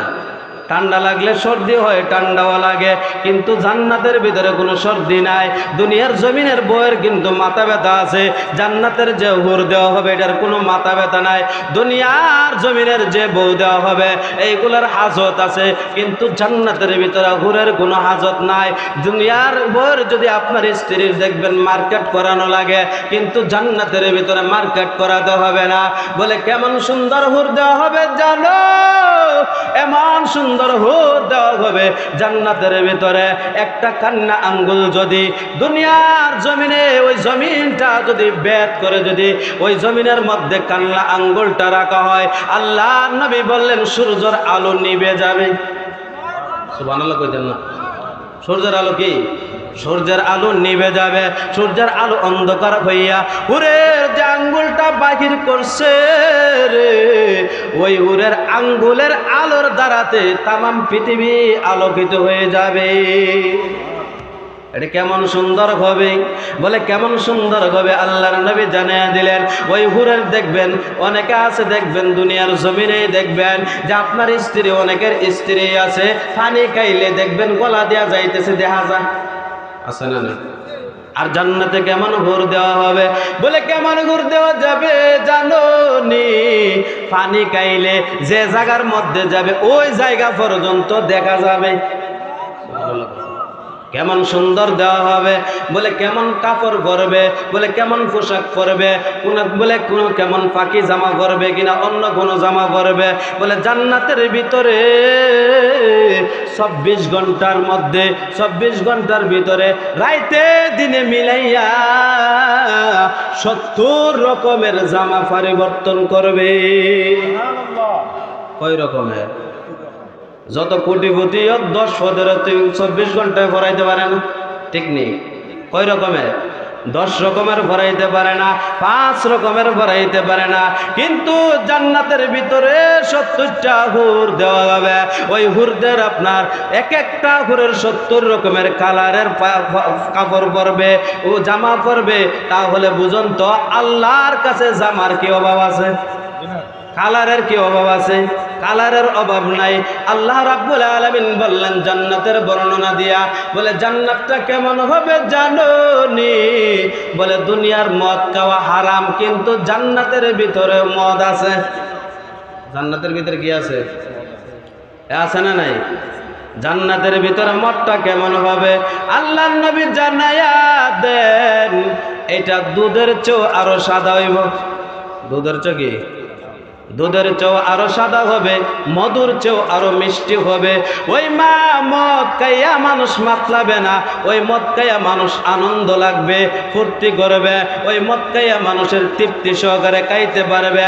আর দুনিয়ার জমিনে মদ খাইয়া বউরে গিয়া কো আম্মা, ঠিক না? আছে না নাই? দুনিয়ার মদ খাইয়া গিয়া দেখবেন মেয়েরে কো বউ, আছে না নাই? আল্লাহ বলেন এটা জান্নাতের ভিতরে এই মদ দেওয়া হবে না, জান্নাতের ভিতরে মদ দেওয়া হবে, এটা সুস্বাদু থাকবে, হাজার রকমের মজার স্বাদ থাকবে। ওই মদ যখন খাইবে আর জাহান্নামীরা চিন্তা করবে, দুনিয়ার জমিনে মদ খাইয়া, বাবা ট্যাবলেট খাইয়া, ইয়াবা ট্যাবলেট খাইয়া, পেন্সিডিল খাইয়া, বিভিন্ন ধরনের নেশা খাইয়া, বিড়ি সিগারেট খাইয়া দুনিয়ার জমিনে খাইতে খাইতে একদম শেষ করে আসছে, কিন্তু আমরা আজকে জাহান্নামী হয়েছে। আর জান্নাতীদের দিকে তাকায় বলবে তারা দুনিয়ার জমিনে কোনো বিড়ি সিগারেট খায় নাই, দুনিয়ার জমিনে মদ খায় নাই, দুনিয়ার জমিনে পেন্সিডিল খায় নাই, দুনিয়ার জমিনে বাবা নামক ট্যাবলেট খায় নাই, দুনিয়ার জমিনে ইয়াবা খায় নাই, দুনিয়ার জমিনে বিভিন্ন ধরনের নেশা খায় নাই, কিন্তু আজকে তারা জান্নাতে। আমরাও যদি না খাইতাম রে, আজকে আমরা জাহান্নামে আইতে হইতো না, আমরাও আজকে জান্নাতের মধ্যে থাকতাম। এই সময় আর এই চিন্তা করলে কাম হইব নি? চিন্তা করলে কাজ হইব? এই চিন্তা করলে কাজ হবে না। তার জন্য আল্লাহ রাব্বুল আলামিন জানায়া দিলেন দুনিয়ার টাকা অবস্থা চিন্তা করতে হবে, দুনিয়ার টাকা অবস্থায় বুদ্ধি নিতে হবে। বলে কাদের বুদ্ধি নেবেন? বলে হুজুরদেরকে, আলেমদের বুদ্ধি নিয়ে পরামর্শ নিয়ে চলবে। বলে নামাজ কিভাবে পড়তে হয়, রোজা কিভাবে রাখতে হয়, এইগুলো আলেম উলামাদের থেকে নিয়ে চিন্তা ভাবনা করে রাখতে হবে, আদায় করতে হবে। বলে দুনিয়ার জমিনে কি হবে? বলে দুনিয়ার জমিনে নামাজ পড়লো আপনার সূরা কেরাত দরকার আছে না নাই? সূরা কেরাত দরকার আছে না নাই? তাহলে সূরা কেরাত একজন মুসলমান সূরা কেরাত কমপক্ষে 5টার দরকার। কয়টা? 5টার দরকার না? 5টার দরকার কমপক্ষে। সূরা ফাতিহা নিয়া, কি নিয়া? সূরা ফাতিহা, এটা সূরা না? এটা সূরা। 5টা সূরা আমরা শিখবো তো ইনশাআল্লাহ। ইনশাআল্লাহ আমরা শিখে নিব। বলে হুজুর জান্নাতের ওয়াজ করলেন, জাহান্নামের কি অবস্থা?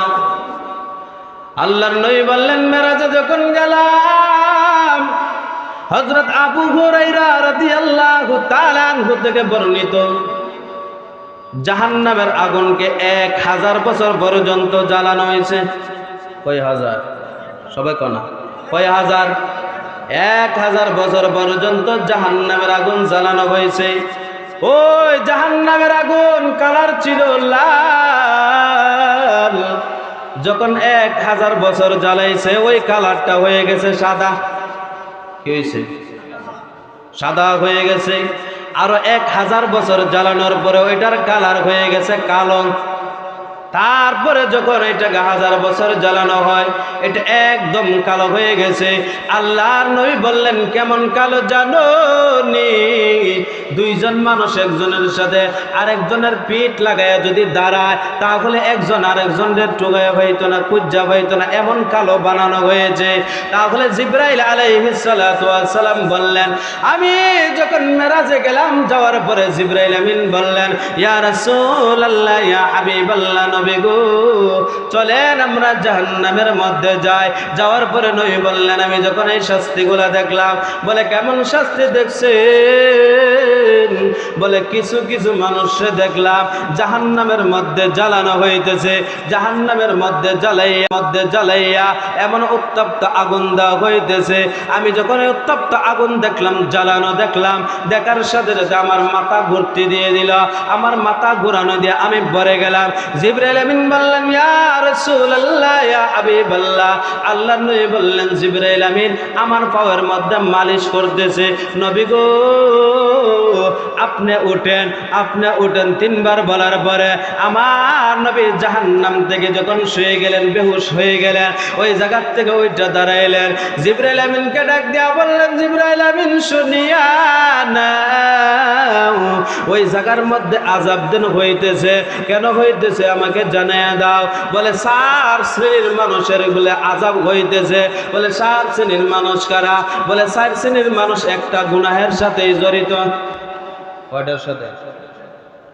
কি আযাব হইতেছে আগুনের মধ্যে এমন অবস্থায়।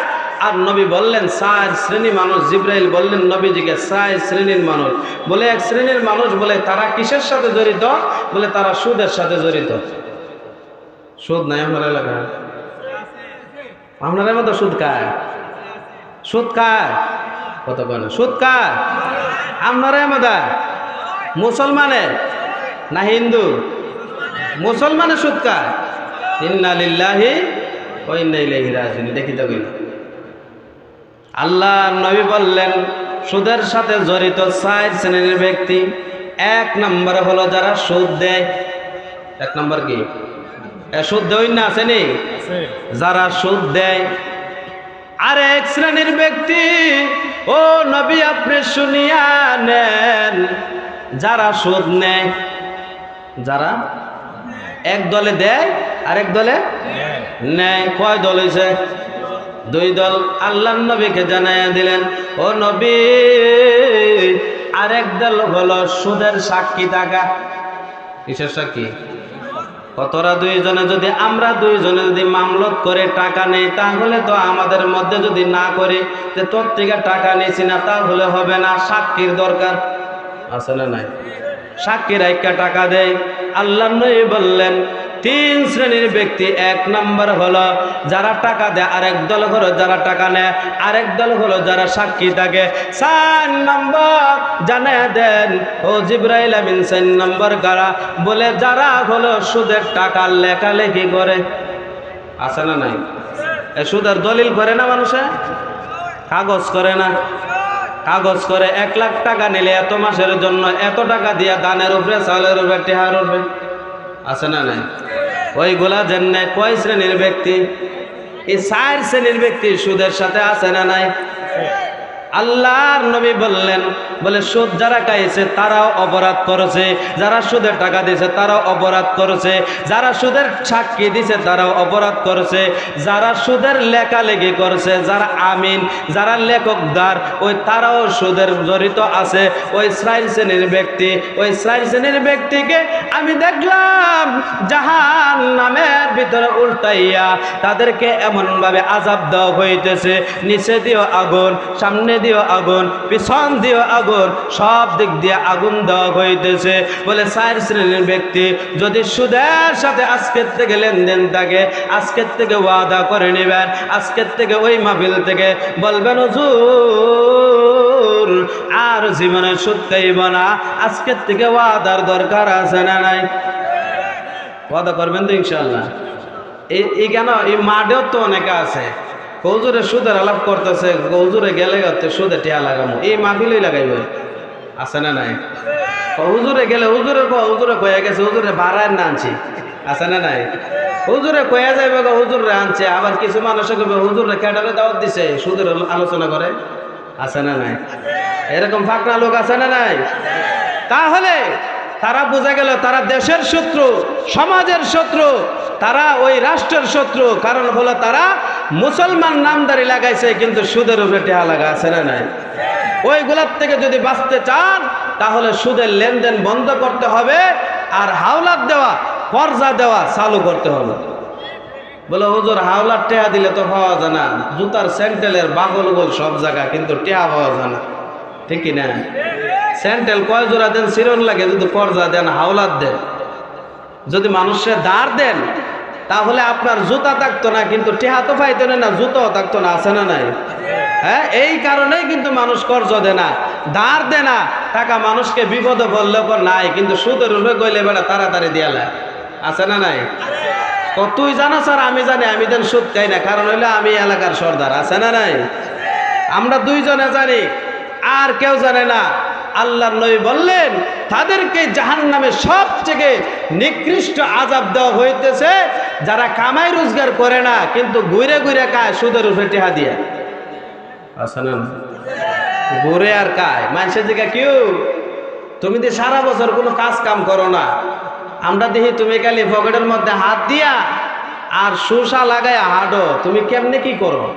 সারা বছর দিয়ে এমনি অর্ডার। আমরা যে সারা জীবন খালি কাজ করি, সারা বছর কাজ করি, মাসে একদিনও বয়া খাইতে পারি না, কারণ যদি একদিন বয়া খাই এরপরের দিন আবার দেখা যাবে নুন আনতে ফান্তা ফুরায়, আছে না নাই?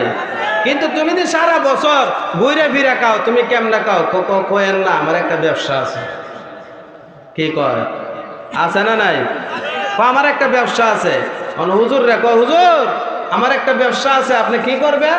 বলে আমার ব্যবসাটার লেগে দোয়া করেন। কি কয়? আমার ব্যবসাটার লেগে?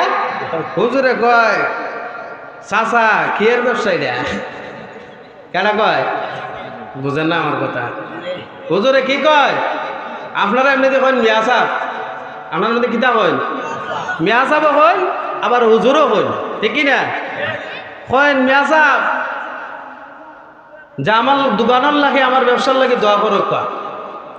তখন হুজুরে বলতেছে আপনার কি ব্যবসা কইবেন না? তো ছোট্টখাটো একটা ব্যবসা দিয়া চলি। কি দিয়া? ছোট্টখাটো একটা ব্যবসা দিয়া চলি। তখন বলতেছে যে ছোট্টখাটো ব্যবসা, চাচা যদি নাম না করেন তাহলে তার নাম লইয়া দোয়া করুন যে আমার চাচার বাঁশের ব্যবসা, আমার চাচার দোকানের ব্যবসা, বিভিন্ন ধরনের দোকান আছে না, আমি নাম লইয়া দোয়া করলে মনে করেন তাড়াতাড়ি কাজ হইব। তাড়াতাড়ি কি হবে? কাজ হবে। তখন বলতেছে হুজুর আমি তো টেহার ব্যবসা করি। কি এর ব্যবসা? হুজুর চাচা আমি তো বুঝলাম না, দুনিয়াত কত ব্যবসায় দেখলাম, কিন্তু টেহার কি ব্যবসাটা আমার কয়াল? অনেক বেটা কেচাকেচি করতেছে, না হুজুর এটা আপনারা কোন যেত না, আমার ব্যবসা লইয়া দোয়া করে লেন। কি লইয়া? ব্যবসা লইয়া দোয়া করে লেন। হুজুর আবার ফিসলা আছে, চাচা ব্যবসা লইয়া দোয়া করেন যেত না, দোয়া যদি আসমানে উঠতে চায় আর আল্লাহ যদি কবুল করতে চায় আপনার ব্যবসার নাম লইয়া করান লাগবো। কি লইয়া? ব্যবসার নাম লইয়া করান লাগবো। তখন বলতেছে যে হুজুর কেউরে কয়েন না, আমি কিছু মানুষের উপকার করি আর মানুষে আমার কিছু দেয়। মানুষে কি করে? উপকার করে, মানুষের হেল্প করে। আপনারা এমন দেখুন মানুষের সাথ দিয়া দেয়, মানুষে কিতা করে? সাথ দেয়। মানুষে একটা কাম পারেন না একলা, কিন্তু আপনি কি আর সাথ দিন, ওটারে কিতা হয়? হেল্প। এটা কি বলেন? হেল্প। তারে সাথ দিয়া দেওয়া, তারে উপকার করা। তাহলে বলতেছে চাচা কি দে হেল্প, মানুষের উপকার করেন, কইতেন না বাইঙ্গা কইতেন না আমারে? ও বাইঙ্গা কই হুজুর মানুষে আমি প্রতি বছরে 1 লাখ টাকা দেই, আমার 40,000 লাগাইয়া দেয়। কিতা দেয়? বুঝেন না কথা? বুঝেন না আমার? 1 লাখ টাকা দেয়, কত দেয় বছরে? 40,000। বছরের পরে না ওই 1 লাখ থেকে আমি 40,000 রাখা দেই। এরকম ডাহাইত আছে না নাই? এরকম সত্তর আছে না নাই? এই দেশে নাই? 40,000 সাথে সাথে রাখা দেয়, 50,000 সাথে সাথে রাখা দেয়, 30,000 সাথে সাথে রাখা দেয়। হুজুরে কয় চাচা এই দোয়া করেন যেত না, দরকার আমার থেকে 100 টাকা নিয়ে মসজিদে দান করেন, কিন্তু আপনার লাগে আমি দোয়া করতে পারতাম না, কারণ এই ব্যবসা আল্লাহর রাসূলের শিখায় দেওয়া যায় নাই। ঠিক কিনা? শিখায় দেয়া যায় নাই। এইটা ব্যবসা হতে পারে না, এটা হলো হারামখোর। ঠিক কিনা? এটা হলো হারাম জাদা। যদি ভালো জাদা হইতো কোনোদিন সুদ খাইতো না। ঠিক কিনা? একজন ব্যক্তি মসজিদ থেকে বাইরেছে। কোন জায়গার থেকে? বুঝছেন কথাগুলো? বুঝছেন? মসজিদ থেকে বাইরেছে। বাইরেনের পরে চাচার দাঁতের বেদনা। কিসের বেদনা? দাঁতের ব্যথা। বুঝেন না আপনারা?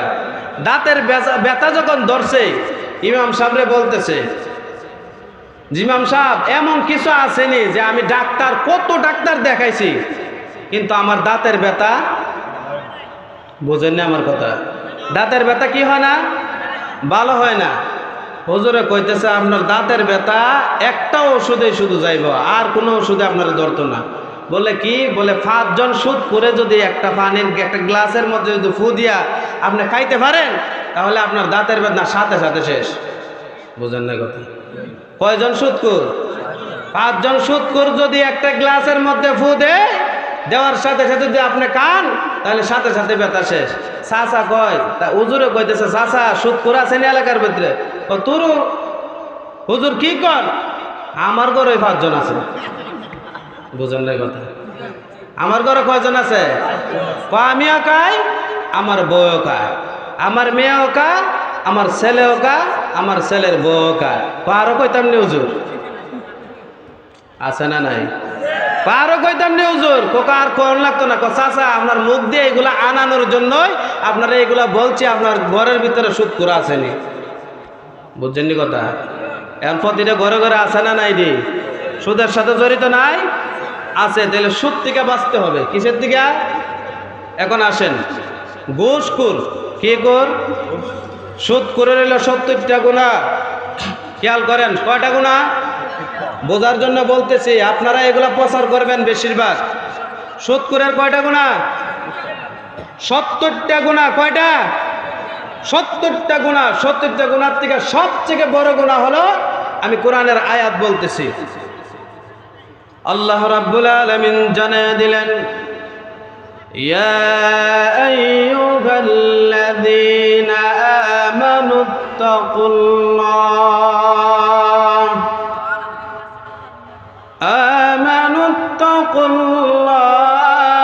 ওয়া যারু বাকিয়া মিনার রিবা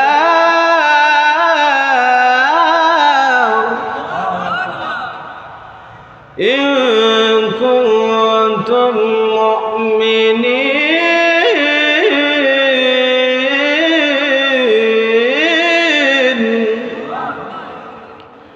আল্লাহ রাব্বুল আলামিন জানিয়ে দেন, ও নবী তাদেরকে জানায়া দেন, তারা যদি ইমানদার হয়ে থাকে, মুসলমান হয়ে থাকে, আমি আল্লাহকে ভয় করে থাকে, তারা যেন সুদের লেনদেন না করে।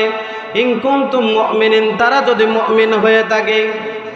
তারপরে 1 নাম্বার গুনার কথা বলেন, ফাইন লাম তাফআলু ফাআযানু বিহারবিম মিনাল্লাহি ওয়া রাসূলিহি।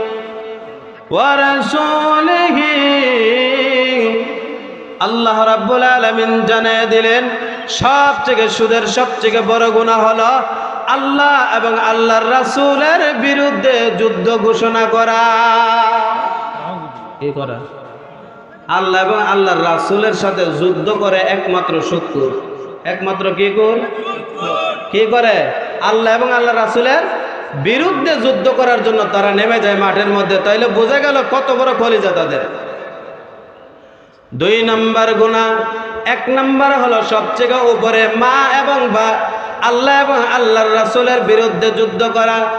একবারে নিম্নের গুনাহটা হলো, একবারে স্বাভাবিক, একবারে ছোট্ট গুনাহটা হলো, আল্লাহর নবী জানায়া দেন, মার সাথে 36 বার জিনা করা। কথা কয় না? মার সাথে কয়বার? 36 বার। একমাত্র সুদ করে মার সাথে জিনা করে। কেডা করে? একমাত্র সুদ করে মার সাথে জিনা করে, আর কেউ জিনা করতে পারে না। 1 টাকা যদি হারাম ভাবে খান, 1 টাকা যদি সুদের উপরে লাগায়া খান, তাহলে 1 টাকার বিনিময় মার সাথে 36 বার জিনার গুনাহ হয়। তাহলে বোঝা গেল তাদের কলিজা বড় শক্ত। ঠিক কি? তাদের কলিজা কি শক্ত হয়ে গেছে।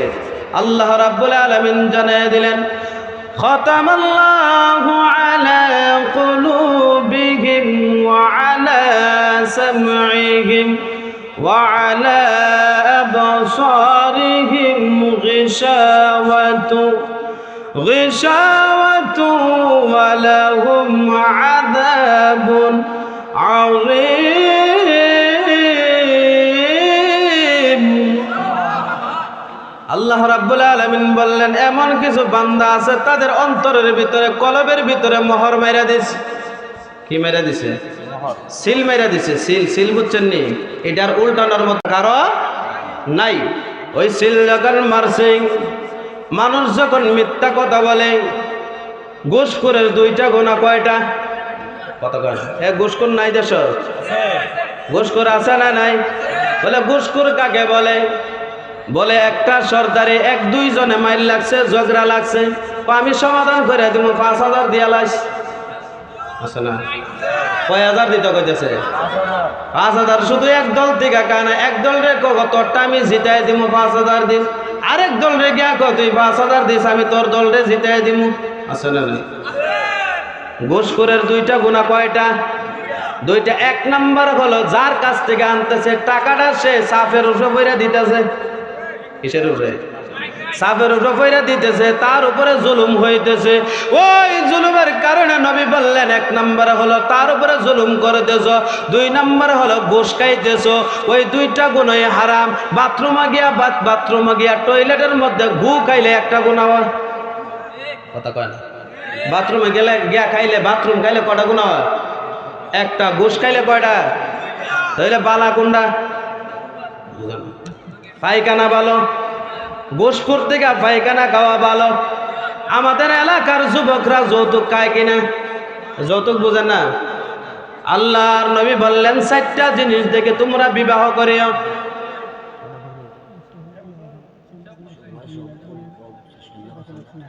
মিলাদ করিও। 4টা জিনিস কয়টা? একটা মেয়েরে যদি দেখতে চান কয়টা দেখতে হবে গুণ? 4টি। 1 নম্বর হলো লিমালিহা। 1 নম্বর কি? সবাই যারা যুবক বিয়া করছে না এর দরকার এটি, ঠিক কিনা? কয়টা? এই 4টা আজকে লয়ে যাওয়ার লাগবে বাড়ির মধ্যে। কয়টা? লিমালিহা। শ্বশুর বাড়ির মধ্যে ধন সম্পদ দেখিয়া বিয়া করিও। কিতার মধ্যে? বুঝেন না? ধন সম্পদ দেখিয়া বিয়া করা রাসূলের সুন্নত। রাসূলের কিতা? সুন্নাত। আর যৌতুক নেওয়া কিতা? হারাম। যৌতুক নেওয়া কিতা? হারাম। যৌতুক নেওয়ার চেয়ে বাথরুমে গিয়া গু খাওয়া ভালো, বুঝছেন না কথা? যৌতুক নেওয়ার চেয়ে। কারণ হলো শ্বশুর বাড়িতে এমন চাপ দিছেন, কত 1 লাখ টাকা না দিলে তোমার মায়ের আমি বিয়ে করতাম না, আছে না নাই? এই বেলা কিস্তির থেকে টেয়া তুললে হইলে দেওয়ান লাগে, আছে না নাই? সুদের থেকে টেহা হইলে আপনার যত সমস্যা হোক সুদের থেকে আইন নইলে দেওয়ান লাগে, আছে না নাই? তাইলে 1 নম্বর কি বলছি? লিমালিহা। শ্বশুর বাড়ির ধন সম্পদ দেখে বিয়া করার দরকার, ঠিক কিনা? কিন্তু যৌতুক আনা যাবে না। শ্বশুর বাড়ির ধন সম্পদ কে লিগে দেখে বিয়া করতেন? কারণ হলো শ্বশুর বাড়ির যখন হক বন্টন হবে তখন আপনার স্ত্রীও 1 ভাগ পাইব, ঠিক কিনা? পাইব নি? এইটা নেওয়া জায়েজ আছে, কিন্তু যৌতুক যখন যৌতুক নেওয়া হারাম। যখন কিনা? 2 নম্বর হলো ওয়ালি হাসাবিহা। বংশ দেখে বিয়া করো। কি দেখে? বংশ দেখে। বংশ যদি ভালো না হয় তাহলে আপনার পুরা ফ্যামিলিটা নষ্ট করে লাগবে, আছে না নাই? বংশ দেখে কি করতে হবে? বিবাহ করতে হবে। ভালো বংশের মায়া হলে আপনার ফ্যামিলিটাকে উজ্জ্বল করবে, ঠিক কিনা? 3 নাম্বার ওয়ালি জামালিহা। সৌন্দর্যতা দেখে বিয়া করবা। কি দেখে? সুন্দর দেখিয়া। আর অনেকে আছে সুন্দর দেখি পাগল হইয়া জায়গা, কিন্তু গুণের আশা করে না, ঠিক কিনা? কোনো কিছুই করে না। সুন্দর দেখে আমি রাজি, আমার বাপ রাজি, আমার 14 গোষ্ঠী রাজি, আছে না নাই? সুন্দর দেখলেই হবে না। সে নামাজ পড়ে কিনা, পর্দা করে কিনা, সে ইসলাম শরীয়ত মোতাবেক চলে কিনা, মা বাবার কথা শুনে কিনা, পাড়া প্রতিবেশীর কষ্ট দেয় কিনা, এগুলা দেখার দরকার আছে না নাই? তাহলে সৌন্দর্য দেখবেন। 4 নাম্বার ওয়ালি দীনিহা। রাসূল বললেন তোমরা দিনদার দেখে বিয়া করো। কি দেখিয়া? সবাই কন্যা কি দেখিয়া? দিনদার বুঝেননি? পর্দা করে, কিতা করে? 5 ওয়াক্ত নামাজ পড়ে, তার বাদে রমজান মাসে রোজা রাখে, যাকাত দেওয়ার সময় যাকাত দেয়, আর যত আইন কানুন আছে সব মানিয়া চলে, তাইলে তারে বিয়া করা যায়, ঠিক না? রাসূল বললেন যদি প্রথম 3টা নাও থাকে, যদি দিনদার হয় তাহলে তোমরা বিবাহ করে নাও। যদি তোমরা দিনদার বিবাহ না করো তাহলে তোমাদের দুনিয়াতেও ধ্বংস, আখিরাতেও ধ্বংস। কি না হলে? দিনদার না হলে। তাহলে আমাদের এলাকার ভিতরে বা বিভিন্ন জায়গায় দেখবেন, কয়েকটা কথা বলবো, 5 মিনিটের ভিতরে ইনশাল্লাহ শেষ করে দেবো। কয় মিনিট? 5 মিনিট টাইম নিতেছে আপনাদের কাছ থেকে। অনেকে আছে দেখবেন জামাইয়ের ঘর থেকে আপনার অন্য বেড়াইতে লোকে যায় গিয়া, আপনার এলাকার নাই? আল্লাহ রাব্বুল আলামিন জানিয়ে দিলেন সূরা নিসা 23 নম্বর আয়াতের মধ্যে। কয় নাম্বার? 23 নম্বর আয়াত 5 নম্বর পারা প্রথম নম্বর পৃষ্ঠা প্রথম নম্বর লাইনে যারা হাফেজ আছে হইতে পারবো সোহেলে হইতে পারবো বলা ওয়াল মুহসানাতু মিনান নিসাই ইল্লা মা মালাকাত আইমানুকুম। এই আয়াতের ব্যাখ্যার মধ্যে লেখা আছে যে তোমরা স্বামীকে তালাক না দিয়া তোমরা অন্য বেড়াইতে লেগে যায় না। বুঝেন না কথা? স্বামীও যদি না সারে তোমরা অন্য মানুষের সাথে অন্য পুরুষের সাথে বিবাহ বসতে পারব? যদি স্বামী না সারে আর অন্য পুরুষদের সঙ্গে যান আর বিবাহ বন্ধন করেন, যত ভুলাবান হইব যত মাইয়াবান হইব এই ঘর থেকে একটা হালাল জাত হইত না, সবগুলো হারাম জাত হইব। বুঝেন নাই কথা? আর যারা মনে করেন ওই জায়গার মধ্যে স্বামীর ঘর থেকে আনে নাই আর মা সুপারিশ করে বাবা সুপারিশ করে অন্য কেউ সুপারিশ করে, ওই মাইয়ার যত গুনাহ হবে জিনার গুনাহ বেবিচারের গুনাহ, মা বাবা যারা তাদের সাথে অংশীদার আছে তাদেরও পাপের গুনাহ হবে। তাদের কি হবে? পাপ হবে। তার কারণে আমরা এই গুনাহের থেকে বাঁচার দরকার আছে না নাই? হ্যাঁ, এই গুনাহ থেকে বাঁচতে হবে। আমরা যারা আছি সমাজের মানুষের সাথে ভালো ব্যবহার করতে হবে। কি করতে হবে? ভালো ব্যবহার করতে হবে। বড়রে কি করতে হবে? বড়দেরকে সম্মান দিতে হবে, ছোটদেরকে স্নেহ করতে হবে। আর যারা সমান বয়সে আছে তাদেরকে বন্ধুরূপে গ্রহণ করে নিতে হবে, তাদেরকে বন্ধুরূপে আচরণ করতে হবে। আমরা যারা আছি ইনশাআল্লাহ মাহফিল শেষ পর্যন্ত থাকবো তো ইনশাআল্লাহ, মানে শেষ পর্যন্ত থাকবো তো ইনশাআল্লাহ। আমরা যারাই আছি একে অপরের জন্য দোয়া করব। একে অপরের জন্য কি করব? দোয়া করব। আল্লাহ যেন আমাদের সবাইকে কবুল করেন। সকলে বলে আমিন। ওয়া আখিরু দাওয়ানা আনিল হামদুলিল্লাহি রাব্বিল আলামিন। মাইক লো।